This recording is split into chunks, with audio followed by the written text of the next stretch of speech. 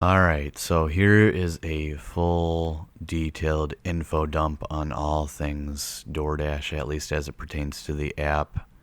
I already did a video about how I personally do DoorDash, but here's the informational part of it, detailed out. So the first screenshot shown is, of course, the actual load up. So you load up, you go through all the beginning stuff, and this is what you'll see, at least if you're in the Traverse City area. From that point, you after you load up the Dasher app, you are met with this screen. You can decide between starting to dash now if it is busy, only if it's busy, such as showing the red there.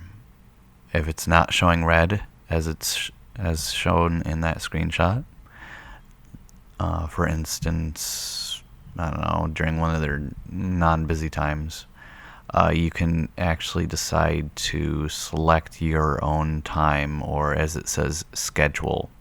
For instance, 3 p.m. until 5 p.m. Then you would confirm you are good to go.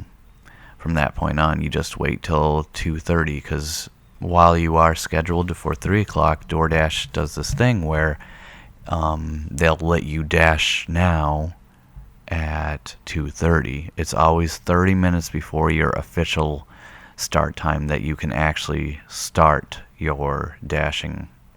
Or you can just wait till 3, whichever fits you. And after you confirm that you're all good to go and the app looks for orders, then you start your shift, accepting orders if you want, and then completing them based on a geo algorithm, meaning it selects your orders from the restaurants you are closest to and the people that you are reasonably close to, anywhere between 500 feet to 8 miles, maybe 10 miles or so, depending. Or, as they label them, hot spots. The closer you are to these hot spots where most orders are coming from at that time, the more likely you are to get an order sent to your phone to either accept or deny. Furthermore, you may end your shift whenever you want. Just because you selected a starting time of 3 p.m. does not mean you have to absolutely finish at 5 p.m. As an independent contractor, which you are through DoorDash, you may end your shift as it were at 3:05 p.m. if you want, or 4:30 p.m. without consequence, other than obviously, not getting money for not DoorDashing. The next here is called promotions. Promotions. By selecting on the main dash screen where it says promotions, it will bring you to this screenshot where it has the incentives of specific times and specific days. If it even tells you when new offers for peak pay is, which peak pay is, of course, during the particular mentioned time, such as in this case 9 p.m. until 12 a.m. You will, for each and every delivery, get an additional $1.50. So an order that usually would be paying you $5 becomes $6.50 for you to earn or get. By selecting the 3 lines to the upper left, it will bring you to the generalized info. From here, you can choose to schedule, look at earnings, ratings, go to account details, settings, and so on. Scheduling. From here, you can choose from the shown dates and specifically lock in a scheduled time to DoorDash ahead of time. Obviously, a time frame of which you know you'll be available and able to do so. In this instance, at least on this day when I took this screenshot, there were only 2 time slots available. This will vary on if other DoorDashers have taken the other slots, or if it's too late in the day to do other times, and so on. As such, generally, if you look to schedule, it will have a longer list of available times to schedule. Furthermore, you can filter out things such as clicking the 3 lines and dot to the right of where it says 1 locations. From there, you can select any amount of cities and locations of which to DoorDash. However, I only do Traverse City, hence why it says 1 location. After selecting a time frame, say 6:30 to 8:30 p.m., then when it becomes it will then become unavailable to other DoorDashers. Therefore, if I was to select that time frame, it would only show 1 a.m. to 1:30 a.m. for everybody else on this screenshot. And that would be the only one to select. But as shown, you can choose all the way to the 20th of Monday in advance to schedule. So it's nice like that, at least for this time. Next up, we have earnings. And this is more or less a self-explanatory thing, as the earning terms are described in the screenshot. And this is the information concerning what dash time, active time, and balance mean, and so on. So you can pause and read accordingly if you want. Next up is payout schedule. Payout. This explains the DoorDash payout routine and schedule. When you first sign up, you'll be made to set up a direct deposit, so getting paid is easy. Next up, earnings. Since I haven't DoorDashed yet, well, at that time, it shows a blank info with a $0.00 balance. However, if you have DoorDashed at any time and got money from any of the shown dates of September 13th through December 19th, whatever the active time, dash time, and balance accrued throughout those days will show up in real time after each completed dash and or shift that has ended. Then you can cash out with fast pay if you need the money you made before the usual payout schedule for a small fee, which for me hasn't been more than about $2.50 in regard $2.50 for their little cash out fee. It's generally pretty low. So it's really not that bad. It also shows you how much you have made in weeks and months prior. As shown, I haven't DoorDashed much this year. Earnings continued.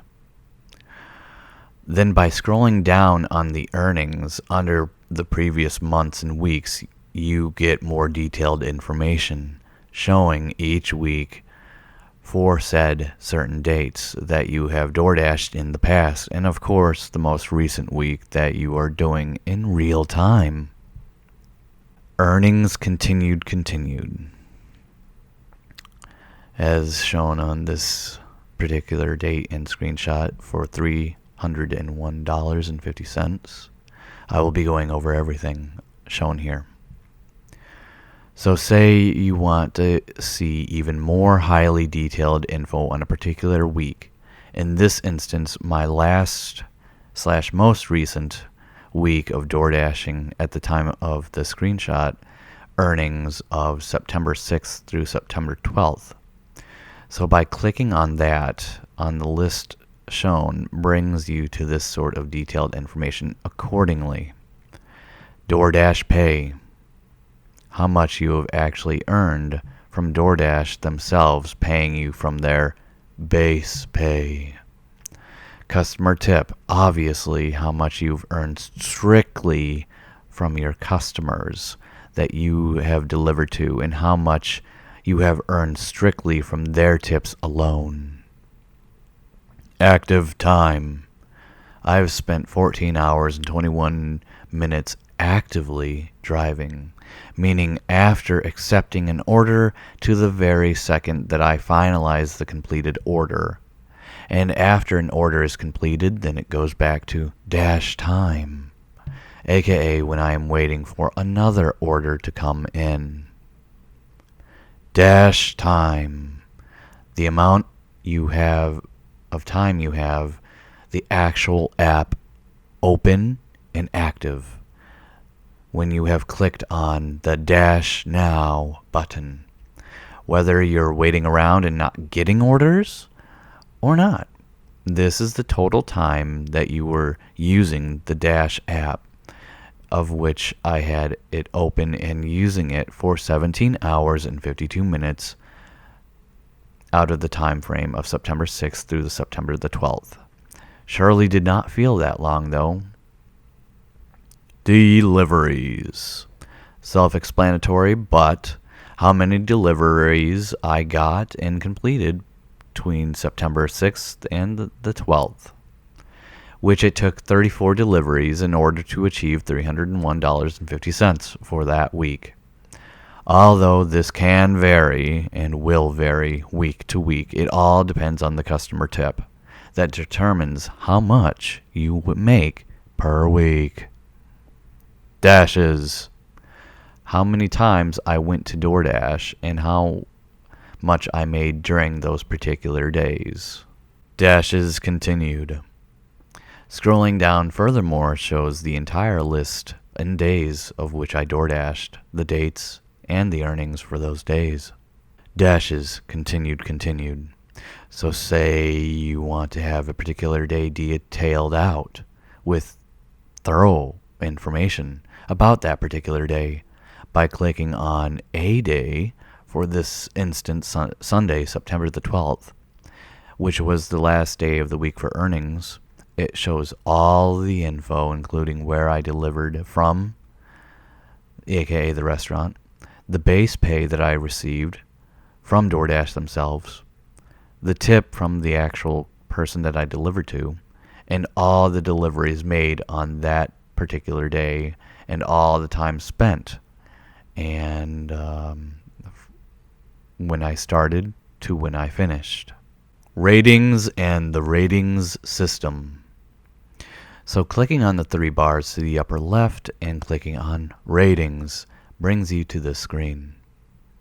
Now, for my own security, I erased digitally the top portion there, and where I have name and email, it will show your name and your email which you signed up with. Other than that, everything else will look the same. Ratings continued. General. For an overall idea of all the different categories for ratings and percentages, of which they only go by the most recent or last 100 delivery ratings. So every 100 DoorDash completed deliveries, it will go by. The average customer rating also changes in real time dependent on when you were giving rating wise. Acceptance rate. That is how many times you clicked accept on an offered delivery, and they use whatever math to determine your percentages, and of course is based only on the last 100 deliveries that you clicked decline on versus on how much you clicked accept. Furthermore, generally they will tell you, hey, if you decline this and go through with it, your acceptance rate will drop to so-and-so percentage.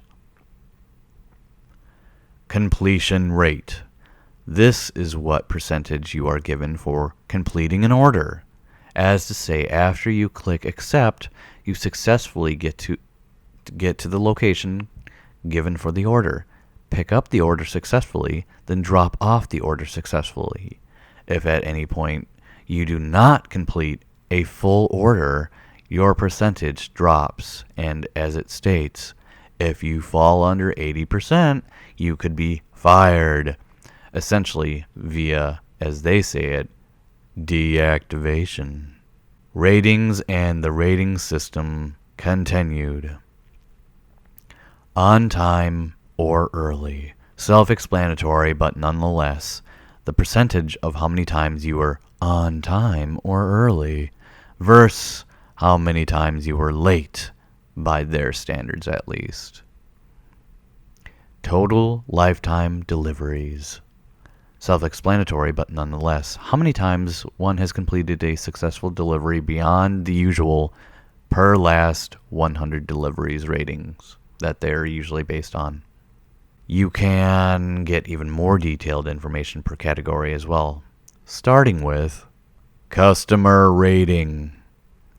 Based on the most recent or last, however you want to put it, 100 delivery ratings. For myself, this is the many times that I was given 5, 4, 3, 2, and 1 star ratings, which is calculated for the particular 4.61 ratings, which around here I am lucky for only getting 2 1 stars and 1 2 stars, and due to how a lot of DoorDashers state that they are unfairly given low rating stars, which I can attest to as well. I have done everything right. I've communicated through the app to the customer. I was friendly and accommodating, listened to the directions given, and followed through with their directions as they wanted it delivered to them and where they wanted it. But yet I was still given 1 and 2 stars just because they had a bug up their ass or something. Or they had some unrealistic standards and expectations with their entitlement, which you will see a lot on, say, Overheard and Traverse City in general, but taking it out on actual DoorDashes through their ratings. 3 ratings excluded. These are ratings that DoorDash excluded through their algorithms, which they deem to be unfair to the DoorDasher from the customer for reasons that could include traffic data, being stuck in a long line, waiting for picking up an order, which you can report to DoorDash through their actual app, by the way, and other circumstances which make a DoorDasher late or not as prompt as the customer would like, which generally, of course, they'll give a 2 to 1 star rating, but DoorDash is all, that's not fair, so it will be excluded. Customer rating continued. Under the 3 ratings excluded section, if you scroll down more, you will get even more details. Customer feedback. Based on each review and rating that is given from the above, the customer also gets to specifically state through a like and dislike system, similar to Facebook, if they had a dislike, or rather I should say YouTube, a like and dislike system similar to YouTube, through these 4 categories. Communication. Through the app, you can text and call your customer, the person of which you are delivering to, and keep them updated on what is going on. And of course, call them and or text them, which your number and their number will be hidden and I guess you could say spoofed. Anyway, should you need further help trying to find their location because, say, the GPS sent you to some random and very wrong location, so it is not only for the customer but also for the Dasher to utilize. Followed delivery instructions. Pretty self-explanatory. This is how the customer feels you followed their specific instructions on how to deliver their food. As such, when they make an order, they can give instructions with it, and when you order, or when you accept rather the order, and confirm picking up the order, it will give you an address and location, which I show in real time on my other video concerning DoorDash, for the drop-off. And then under that is customer instructions. And they say, drop it off on my porch, but don't knock on the door because I have dogs and sleeping babies. Or other specific instructions if they feel you followed their directions, good or bad. They'll give you a thumbs up or thumbs down accordingly, should they feel the need to do so. Order handling. Simply put, how their food was handled, aka was it damaged, disorganized, messy, spilled, etc. Or was it clean, tidy, organized, etc. Friendliness. Self-explanatory, but being that you are in the customer service delivery situation, how the friendly you were perceived being the important part, to be by them. This again plays into the unrealistic expectations department for many. They expect us to be some giddy cheerleader or something. I don't know. But I always greet people with a smile and a very friendly demeanor. But yet I still somehow get a thumbs down on that. Anyway, under that is, of course, the last bit of section, which is the customer compliments. Customer ratings continued. Customer compliments. Self-explanatory, but DoorDash has their own way of putting it there. But basically, if the customer sees your performance and or quality of DoorDashing beyond 5 stars, then you get this above and beyond star, of which during the making of this screenshot and video I have gotten 3, of which one customer actually put in a texted detail as to their reasoning. Quotes from customers. These are things that were stated with the above and beyond star that they personally detailed out themselves. Customer ratings continued. At the bottom here, it has the Learn More section, basically a collection of legal stuff, and from data collection to how they go about calculating customer ratings and their deactivation policy, which, by the way, is the you are fired or you are not fired policy. After clicking the 3 bars on the upper left and in the General Information tab, you can get even more detailed info on things, such as other categories being acceptance rate, which is, of course, this is described by DoorDash, so you can pause and read accordingly. Completion rate, which, of course, this is detailed by DoorDash, so you can pause and read accordingly. On time or early, which, of course, this is described by DoorDash themselves, and so I don't need to add on furthermore. You can pause and read accordingly.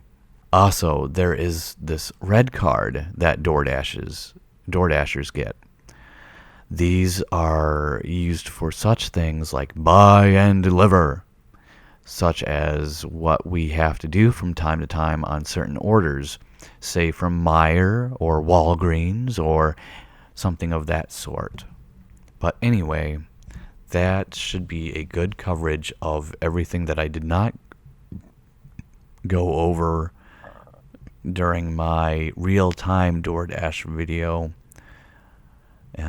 As that was more of an instructional, I'll show you how it's done kind of thing. This is more going over all the info and detailed out information version of it, going through the actual app itself and so on and so forth.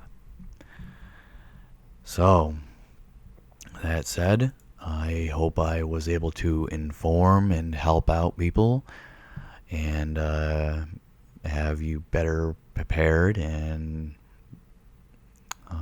knowledgeable on DoorDash if you're just starting out, or if you have been DoorDashing but you haven't really understood every little detail to it. Well, there you go. So until next time, ciao.